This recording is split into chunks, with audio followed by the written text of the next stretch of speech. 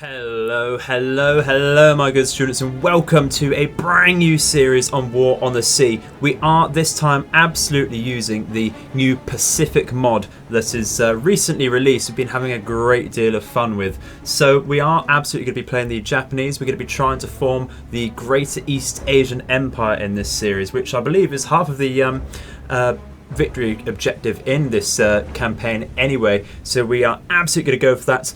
Just going to lay down some things first. This is absolutely going to be a long haul, a very long campaign indeed, because of the sizable victory objective laid down by the game itself, and our own sort of goals here as well. It is also limited by the amount of supplies we get, which we will have a look at in detail in just a second. So I think, having said that, let's go to the strategic map and see what we can do firstly, shall we? Okay, so first things first though, we do need to go through a couple of these text screens first, because the modders have rewritten a few of them, brought in some new ones to set out the flavour and the general setting and situation of the mod firstly. So we're just going to skim through this very quickly. Firstly, starting at the second paragraph, our intelligence indicates that the Philippines are heavily garrisoned by the US and Filipino troops, with Luzon having the most defenders. The new airfields they built could prove very problematic to our offensive, as well as the British garrisons at Hong Kong and Singapore received significant reinforcements as well. So that's something to take note of for us. At the final paragraph, our surprise attack on Pearl Harbor failed and we find ourselves at war with an enemy that predicted our move. The American main fleet got away with the minimal damage. We must begin our offensive operations without the elements of surprise and without all the resources we need. Therefore, this is suggesting that the Americans are very much prepared for us, and we are going to be very low on supplies, which again we'll get into in just a second. We move to the next page. In the east, we have staged the majority of our ground forces for the offensive at the Palau Islands. We can use them to quickly secure the Pacific Islands and reinforce them with airfields to guard against reinforcements coming from Midway. After that, we could focus on Southeast Asia. So that's one option there. But towards the west, alternatively, we could focus on the Dutch East Indies and Philippines first. The Philippines will be a long fight against an entrenched enemy who will be expecting us. We forecast significant losses. Expanding to the Kaohsiung airfield would provide invaluable air cover for our forces advancing on Manila and Hong Kong. The East Indies are the most exposed, and we can interdict reinforcements from West Australia or from the Raj if we secure them. So we're in for a long fight indeed. We're given the two useful options there. Very nice for the modders to give us a little bit of support and information on where we can go here. So let's have a look at what we're doing. We have a long list of bases to take here for a victory screen. I'll let you go through those at your own leisure there. But we do have a few custom mechanics here to deal with. So 5 fuel and 25 supplies per ship that expend ammo or lost planes. This is the cost of replenishing. So that's absolutely fine. If we replenish ammo, that's what it's going to cost per ship to get back any ammo we have expended. For task force, planes lost per task force, it's 0.5 fuel and 10 supplies per task force plane, which is it can build up. That absolutely it can build up, considering how many we can lose. Imagine if we go in with let's say a group of 12 Kates and we lose all of them. Imagine what that would be to replenish that. So fuel and supply is very much more important in this particular campaign, and we get 1 fuel and 1 engineering and 10 supplies per replenished airfield plane, and that's what comes out automatically when we replenish over the course of a day. So we need to make sure we have those on each base that we're using, absolutely. But bombardments also kill troops, as well as destroy stockpiles of supplies, engineering and fuel as well. So that's something to keep in mind as well. Can absolutely go in without an invasion and just bombard to reduce their fighting effectiveness prior to an invasion in the future, perhaps, rather than just downgrade their base levels there. So that's something to take into consideration. We're not using simplified realism submod, so these bottom attrition rules will not apply to us.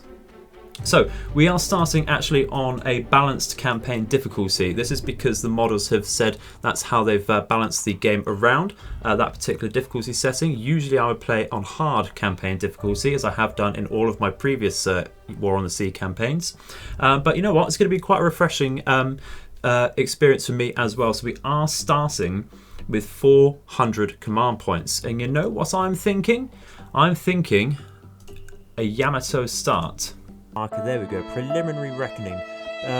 Getting prepared for war there, and it says get the Yamato. First thing it says, get the Yamato. Absolutely essential there. That's right, guys. We cannot start with the Yamato, unfortunately. A lot of the ships now are absolutely time locked. However, with things like the Yamato, as you saw, we don't have to wait a long time at all. A lot of our Kido Batai midway carriers are behind that exact same time lock as well. So that's absolutely fine. We're not missing out on a huge amount there, to be honest. We have managed to make something of our 400 command points. So what is our starting strategy? Starting strategy is to take Fighting Force 1, which consists of a Shokaku and a Taiyo, as well as an assortment of 4 destroyers and 2 heavy cruisers, to go to Guam to support an invasion force coming down to land around 2,000 or so troops onto Guam, where we will pick up where our main reinforcements are stationed at Peleliu, with 15,000 troops and 20,000 supplies. They can come in and reinforce those as we need to in the future. This is what the modders were talking about in their text description, where we have most of our fighting force at the Palau Islands. This is exactly it.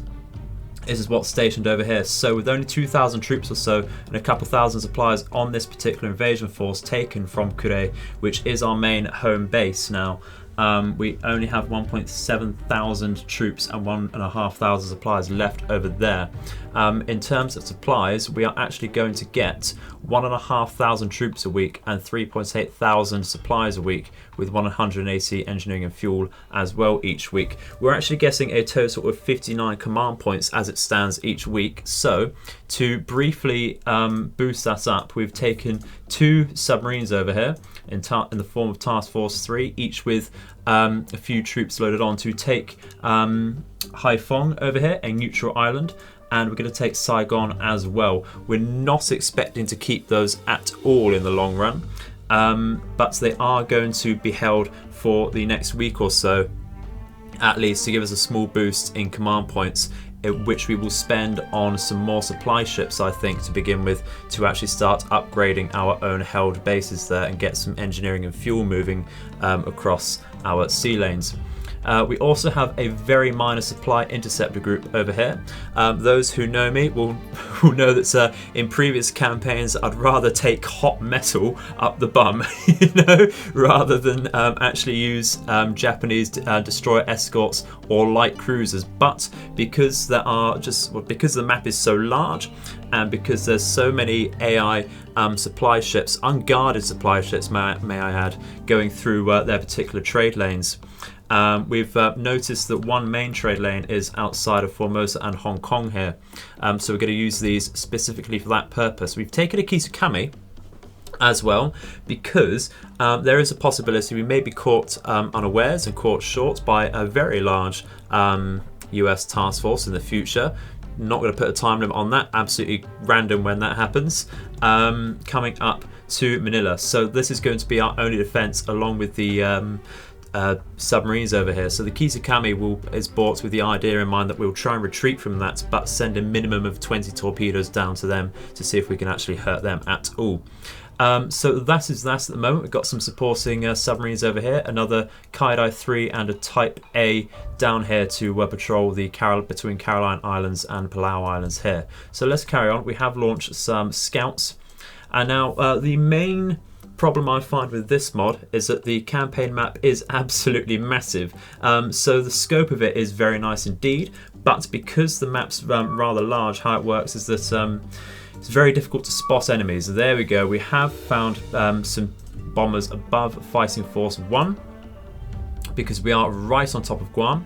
So we're going to go straight into that. We're going to launch some aircraft first though, because we will be absolutely outmatched otherwise. And this is the beauty of bringing 2 aircraft carriers here. We can launch so many zeros, and that's exactly what we're going to do. Launch all possible zeros at the moment to deal with this particular engagement. So let's get into that. And let's see what we got. We have bombers. We have 6 Mitchells over here, 3 B-17s, and 6 more B-17s over here, which is absolutely amazing. Let's just make sure we're laying some smoke. Going to slow down a bit so we can keep in that smoke. And what we're going to do is, of course, send as many zeros as possible over here. Where's the number 1 group? Exactly in this particular formation here. Can't see it. That's absolutely fine. There's just so many zeros to handle. Let's go straight over then to the Mitchell bombers over here. We have a total of 42 zeros. So this should be a done deal. Should absolutely win this. Going to be a case of how many zeros we lose to tail gunners. But we need to get in there quick. We need to really get in there quick before they can turn around and destroy any of our ships here. This is very, very horrible. If they hit our carriers at all, they're going down. You can absolutely guarantee they're going down. So we could lose a carrier in the first episode or so, which is rather, rather nasty indeed, actually. Rather, rather nasty indeed. That's okay.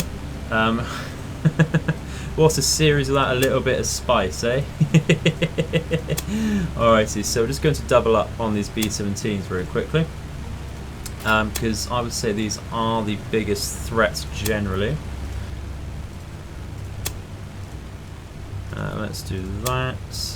Go over there. Then we're going to try and double up on the larger Mitchells over here. The total of 6 Mitchells.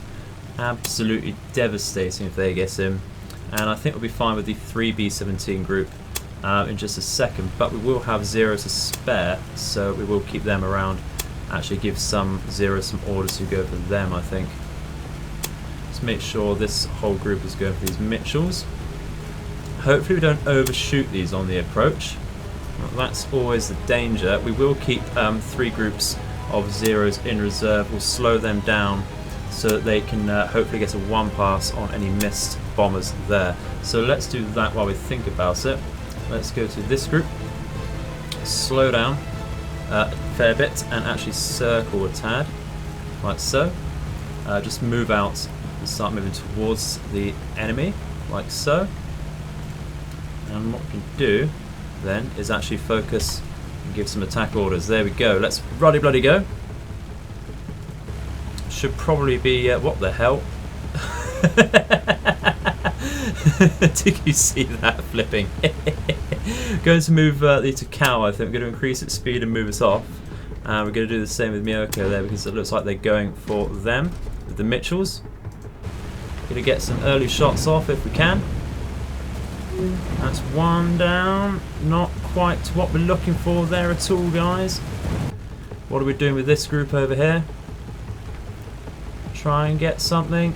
Okay, let's, I think, tell our reserve fighters then to full speed straight in. Go straight over and actually attack these Mitchells over here.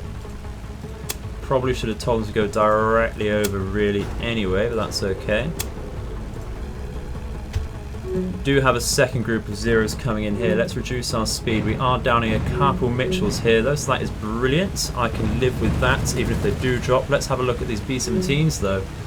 Should be one of these zeros over here. We have downed a fair few of those. Very, very nice indeed. How are the Mitchells looking? Are they going to drop? Haven't dropped just yet, but they do have a lot of bombs in the bomb bay doors. Yep, there they go. They are dropping. They are going for Miyoko. That needs to actually increase its speed. Give it brace a turn, I think. That will probably do there, I think. We shall see. It's a 1 hit. It is a Takao rather than Miyoko. I do apologise. Minor damage, 1 flood. Can absolutely live with that. There were light bombs, of course. Is that everyone dealt with? I do believe it is. 15 out of 15. Excellent. What we'll do then is we'll stop with Takao. And we'll stop with Miyoko. And we'll get on top of that damage, I think. So, some acceptable damage there. I'm expecting to see some wildcats to come out from Guam now. We'll see if that goes over. We'll see what our scouting is doing over here, as well as keep an eye on this task force over here. We get over to Haiphong as well. Let's carry on. I expect they'll come out pretty instantly. There we go.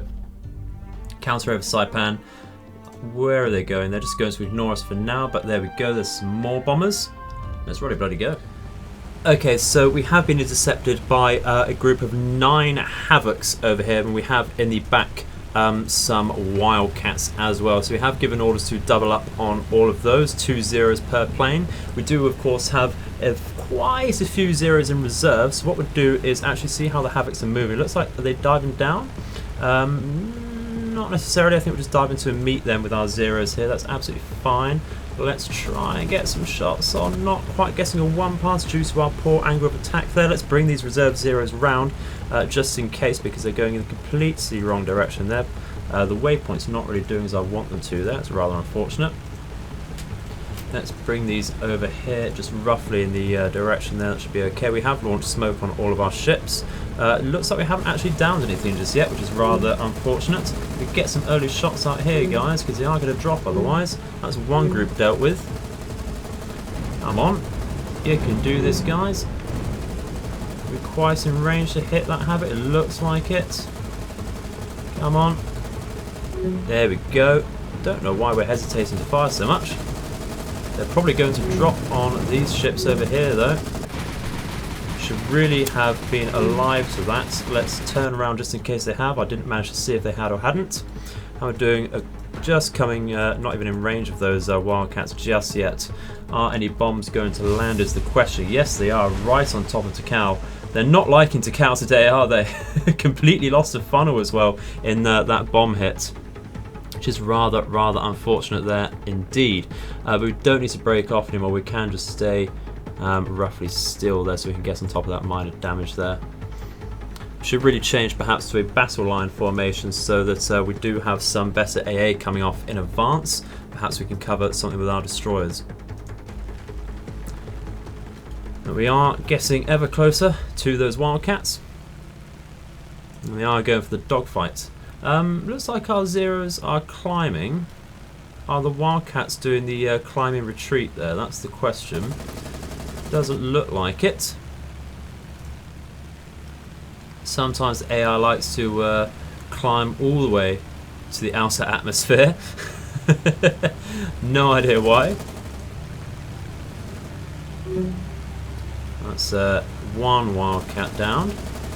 This is where we're going to start losing zeros though, because we have got some damage zeros going from these Wildcats. Yeah, and there's one down just as we say that.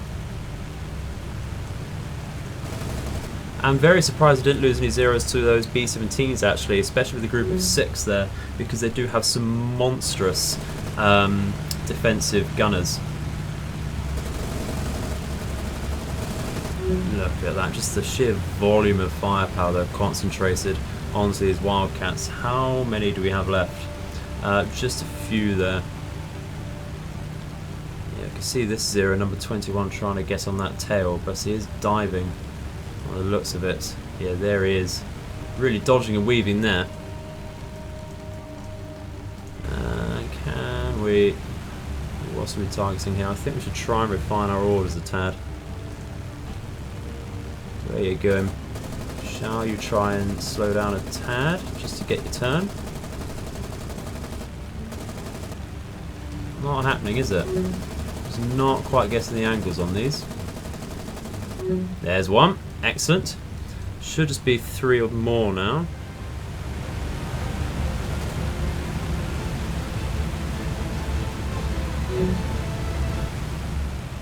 Okay, so with that done, that should be all of the aircraft from Guam dealt with. We're going to, in that case, recycle all of our zeros here and send them back to our carriers to rearm and repair. Absolutely fine there. So we do have quite some time still until our invasion fleet does get over to Guam. So what we're going to do is we've learnt our lesson, and we should take our fighting force just outside of their radar range so that they don't see us, so we don't have to deal with those once again. I think the Takau's taken quite the beating already, losing a funnel permanently. Not the best best situation there at all. But not to worry, we'll see what our scouting picks up, and we'll come back in just a second. Okay, so we're actually in quite the pickle here now. Our supply interception fleet has actually been intercepted by submarines. Thankfully, the sea state is fairly clear. However, that does mean we can spot already, I think, 3 submarines. If you can tell, there's just one just here on my cursor. There's one just here on my cursor. There's another one just there. We could have to get the Kisakami to just full speed ahead and just turn into the port side one there. Kamikaze over here is going to have to do something similar. It's going to be very tough, actually. I think we should slow down a tad, turn straight into that, get some depth charges ready, and try and identify that in a second. Sendai is armed with depth charges, which is one main reason why we brought it. But it has no sonar to detect anything for itself, so that's going to be a problem. So we're going to take Samikaze over here to slow, so we can actually detect these submarines, and just bring that round over here. And the Minakaze can brake and go at a similar speed and come round over here as well. See what happens with that.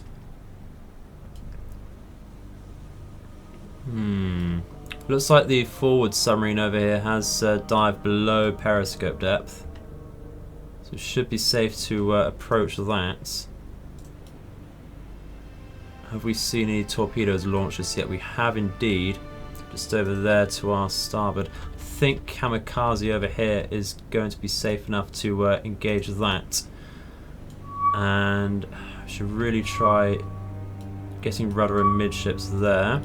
Oh, no, that hasn't gone straight to periscope depth. That's going to be very, very sad. It's going to be very, very sad indeed.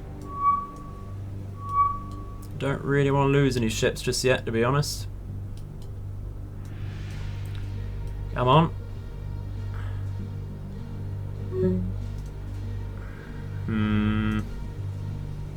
We move the Kisakami down here so we don't get any collisions. Right, there we go. Kamikaze over here can slow right down and I think turn into that. Or should we go for the forward? I think we should go for the forward submarine over here. If it targets that, goes over. What do we got? What have we got? We do have some standard class type submarines rather than S class at the moment. Still need to identify or find even the 3rd submarine on sonar. Are those torpedoes moving?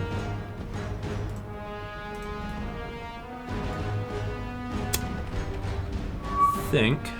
Oh dear, there they are. Okay, cool. So many, so many. Sendai should probably slow down a bit more actually, because these torpedoes on the map here might just collide with them. Samikaze should absolutely turn a bit harder into this group here. That's the danger over there at the moment. Bring this over here. Minakaze, I think, should increase its speed. The aim of the game at the moment is dodge the torpedoes, I think. And we'll try and get our torpedo beats ready to get through this little gap here. Or even actually just outrun it, to be honest. That's probably the aim here. Get right onto the edge. And then turn around the corner of the outermost torpedo there. Oh, the Sendai's not looking great actually, is it? Should have reversed fully with that. We're going to be able to do that? Yep, that's actually looking quite fine. Wow. This is horrible. Actually horrible. Okay, how are we looking over here? Let's try and slow this one down so we can get some sonar contacts going and come down here. Sendai is looking fine. If you stop very briefly, And if we take Minakaze over here to get out of the way and so we don't get any collisions with the Sendai there. Can at least try and hit the one that we've still got spotted, of course. I'm going to stop now with Kisakami. You dare think your torpedoes can hit the Torpedo Master? Honestly. The Kisakami does not get hit by torpedoes. Okay, we're going to slow down with Minakaze over here, but I don't think we're in range at all to pick up anything with that.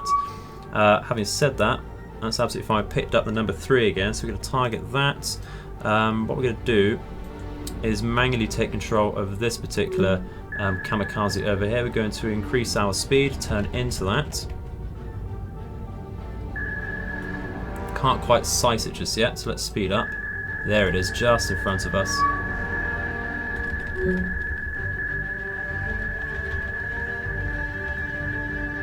There we go. There we go, just over it with our bow. What we can do is try and identify that. Let's go to SS. It's definitely not S-class. Could either be a Tambo or a Geisha or a Balo, actually. Okay. Or it could be anything. It could really be anything. Let's give it a Tambo. See what happens there. Our solution is rising with that, so it is a Tambo. Yeah, 3 depth charge groups. We'll give it a bit of lead first. What we'll do with Sawakaze is give it some time to turn in there, I think. We'll slow it down as well, so we can maintain contact there. And we'll start dropping here, I think. How many depth charges do we have in total? I don't think there's a lot. 18 in total. That is terrible. Maybe we should have brought some Wakatakes because they do have a greater amount of depth charges. Get the Sendai in to help, actually, if we bring this over. Give it a bit of speed there. We are getting some direct hits there, though. That is amazing. Should we take a quick report on that? Heavy to moderate. That could succumb to flooding. If we slow down a bit with Kamikaze here, so that we don't lose sight of that, what we'll do is take better control of Sawakaze over here. Speed up. And then we'll slow back down because we need to keep contact with that.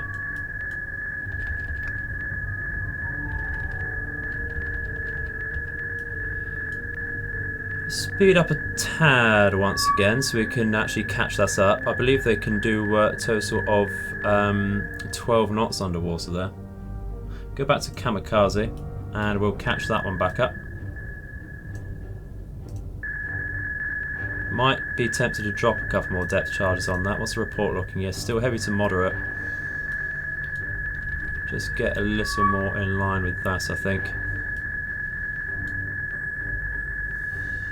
Yeah, we'll leave that for now. Where's Sawakaze going? Let's increase its speed once again by a couple knots. There it is, just in front of us. I'm moving too frantically there. Just coming over this one. How many depth charges did we expend? Basically half of them. Send down a load of 2 then. Sawakaze is coming in here. Might want to decrease our speed a tad. I think we'll be alright actually. Just make sure we're on top of our rudder controls there. And slow down. Kamikaze. We'll give it a little more lead there.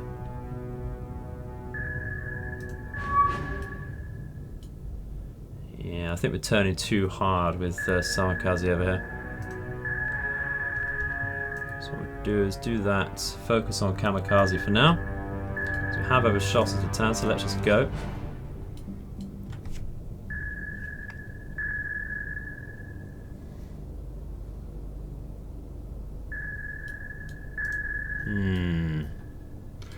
I get some sort of hits here.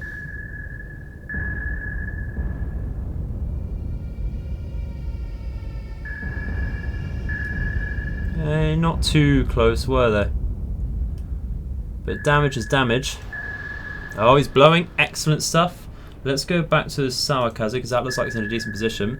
And it Pretty much is. As close as we're going to get for now. Let's let that overtake the sub there. And we can start firing off with that about now. Send I need to increase its speed a tad, I think. How's that looking? That is going to come to our broadside. What we can do, can we tell this to hold fire on that so we can get our guns in position? No, we can't. So we are going to take some hits there, unfortunately. Looks like we're getting some decent hits over here, though. What's it looking like? Minor to moderate. Okay. I want to get some more hits over there. Let's reduce our speed once again there. But we need to watch out for this kamikaze.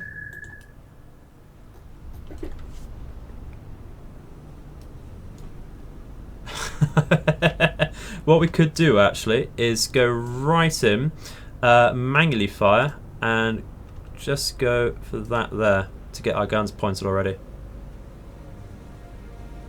There we go. They're turning so slowly though.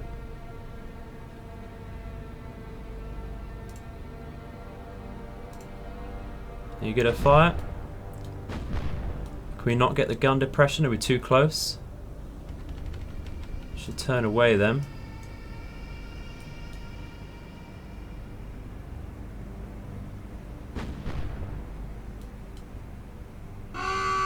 So that's the first one down. We took a minor hit. We got such a minor hit, but flooding on a magazine there. Can you imagine if we took a magazine explosion from that? Oh dearie, dearie, dear. So I want to reverse on here. This one's blowing as well, so we are just going to get into position to shoot that as well.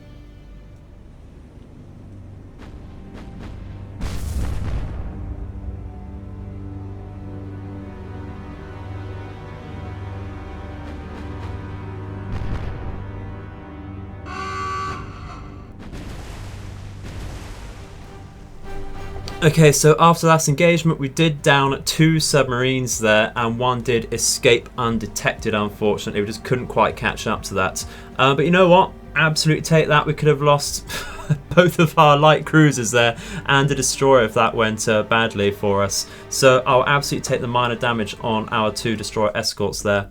Been a very spicy start actually, hasn't it? What we'll do to finish off this episode is take the neutral islands over here and see if we spot anything else in the meantime. Otherwise I think that will be it for today. Alrighty, so just on the outside of Truk we have spotted what could possibly be a enemy carrier force. We've launched a couple Bessies, not really expecting to do anything if it is a carrier. What have we got? Ooh, Lexington to start with. Okay, are there any battleship hard hitters? No, there is a Perth. And there is an Indianapolis heavy cruiser with the usual assortment of destroyers escorting. So it's not a lot we can do really. I bet they have incoming fighters for us. We're just going to have to go straight in. I think we'll climb a tad actually, like so. And we'll just tell them to, once we turn around, break off and attack. Even just a couple hits will do something, but not too much. And yeah, they have got some sort of, what we've got, Wildcats out here now. So we're just going to break and attack against this Lexington. The bombs we have are 800 8-kilogram AP bombs. We only have 1 per Bessie. Bessie? Yeah, I want to call them Emily's all the time. So we're not going to sink this even if all of our bombs do hit, but that's just not going to happen anyway, is it? Just know that's not going to happen. Look how close these Wildcats are. But we can drop early since we did climb a few hundred meters. So all of our bombs are going to drop. We are going to lose those Bessies, I believe. Let's get them into a Vic, increase their altitude as well. But let's see if these bombs do actually hit. 1 bomb I'll be happy with, you know? Come on. Come on. Ah, we did get 1, but it was a dud. Oh no. Oh dear, it looks like they're not going to be able to catch up this Bessie too quickly. So let's just come out of here. And yeah, that is right here. We do have our submarines very close. We do have some engineering and fuel to replenish those two Bessies, but that is something to deal with in the future, I think. I don't think we're going to spot that or do anything in the near future with these aircraft. And because we do have such a great distance, it's going to take 7 hours for our subs to get there. I don't think we're going to be able to hit that just yet. So we will land on Guadalcanal and we'll call it there. Well guys, you know I said it's not very likely at all that we'll find that carrier. It's gone directly towards our submarines. What we're going to do, we haven't picked it up on the map just yet, but what we're going to do is dive down to 30 meters because I bet they have some sort of aircraft in the sky there. So why have I taken 2 submarines aside from, of course, having the firepower? Well, the normal Type A's have a Jake for scouting and sonar, but these Kaidai 3s actually have surface radar, which I think they can use with their periscope. Which actually, I think we're going to go to periscope depth very quickly with this thing and get our scope out. So we can identify these. It look like we're right on the edge of the map there, it's just the periscope. Can we use... No, we can't use that with our periscope. We do have to surface. That's not a problem. They're behind us, which is why we couldn't actually see them a second ago. So that's going to make things more awkward. Let's bring our scope down. And we're going to turn to port. If we break off here and do that, we are then going to go back down to 30 meters with both of our submarines. Like so. This one already is. And turn once again to port. And we're going to, of course, identify the Lexington here. We can't now because it's lost on the map. That's fine. We'll just skip on over to when we've turned round.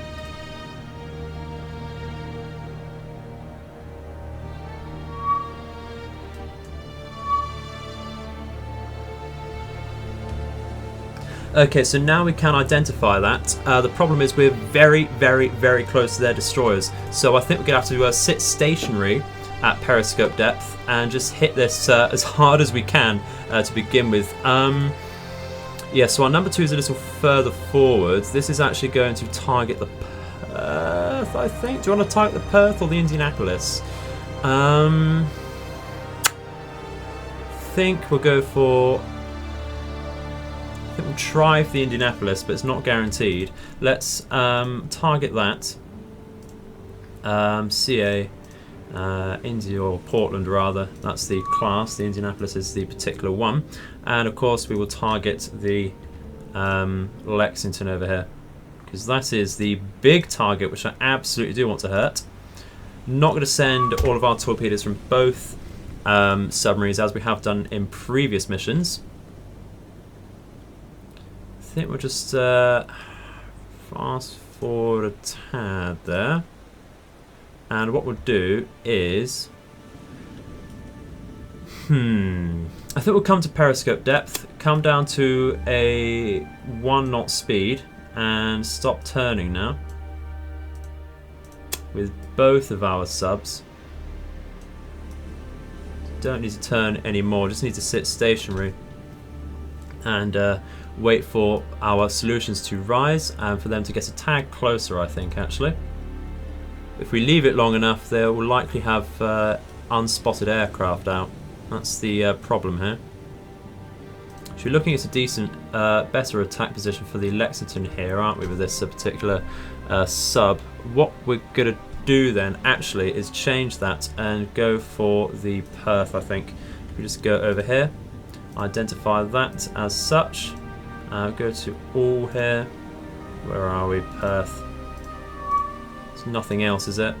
Nope, can't be anything else. Brilliant. That's going to take some time for that to rise, though. That's okay. Don't need our scopes up. That will help alert them. We do have a very, very nice solution indeed on both ships now, so we're not going to waste any more time. We're going to fire out all 6 torpedoes onto this Lexington. 1 degree spread, thank you very much. 86% solution. Let's get going. We'll let those travel before we fire out at the Perth. How are those looking? Is that coming straight towards our other submarine? If it is, we're going to have to dodge out the way. Yeah, let's just come down very quickly to 20 meters. Let those pass through. Doesn't look like they're coming too close, really. Or close enough to hurt us. But, you know, better safe than sorry. A little bit of mispositioning there. And while we're doing that, we'll silence, go down to about 50 meters and turn out. And did these actually pass over us? They're very close. So let's go back to periscope depth. Try and hit this Perth as well.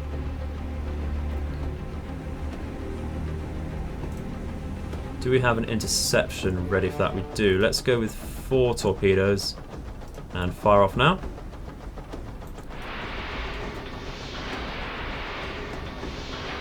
And then we can go to silent once again, go down to 50 meters and turn away like this. Do we have a layer to hide under? Haven't checked that yet. We've got a 68 meter layer. We have a test depth of 60 though on the I-54. We have a 100 test depth and a lot of cavitation going there. Let's turn that down. So we go to 70 meters there and we'll reduce our speed here. So I think just 1 knot will do fine. We'll see about its Lexington.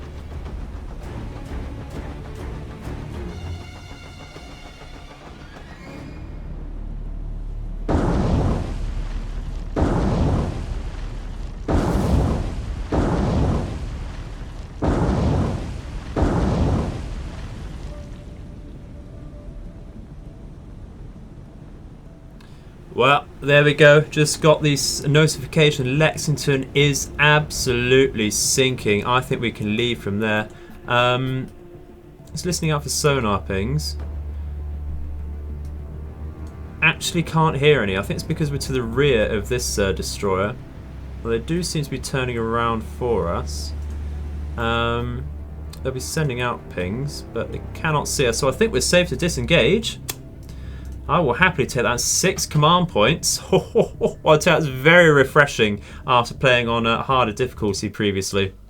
So we didn't get the Perth. Absolutely not a problem there. Wasn't too hopeful on that, but you know, the Lexington was absolutely the prize there. Let's just posthumously identify the enemy subs. There were 2 Tambors. So that is, in the first episode, very, very nice couple wins there. We did take Haiphong over here, so that's going to increase our income with a level 2 airfield, level 1 port as well. Once again, we only have 60 troops with 0 supplies on there, so we won't be able to keep that at all. But it will help our income, which is now sitting at a more comfortable 63 command points a week. So we are actually going to leave it there, guys. It's going to be a monstrously long video otherwise. But yeah, thank you very much for watching. Hope to hear feedback in the comments section below. Very much excited to get this campaign started. So I hope you have enjoyed it with me. I've been the Edified Gamer though, and I hope all of your nights and days are auspicious. Goodbye.